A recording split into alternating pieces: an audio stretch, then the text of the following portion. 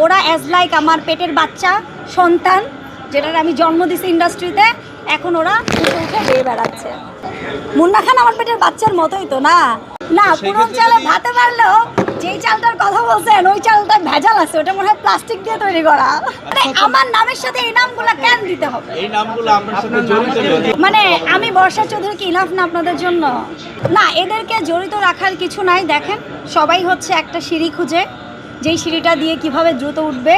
তো ওরা as like আমার পেটের বাচ্চা সন্তান যেটার আমি জন্ম দিছি ইন্ডাস্ট্রিতে, এখন ওরা উঠে উঠে বেয়ে বেড়াচ্ছে। দ্যাটস ইট, এর চেয়ে বেশি কিছু না। মুন্না খান আমার পেটের বাচ্চার মতোই তো না? কারণ ইন্ডাস্ট্রিতে কজন আপনারা চিনেছেন কখন? যখন আমার সাথে একটা কাজ হয়েছে, যখন আমার সাথে একটা কাজ সুপার ডুপার ভাইরাল হলো, তারপরে আপনারা চিনেছেন, রাইট? আমি তো রং বলছি না, আপনারাই বলেন। অ্যাজ লাইক মানে আমি সন্তানের মতো করেই তো ইন্ডাস্ট্রিতে তারা ভাইরাল করছি ভাই। এটা তো আপনারা অস্বীকার করতে পারবেন না, পারবেন?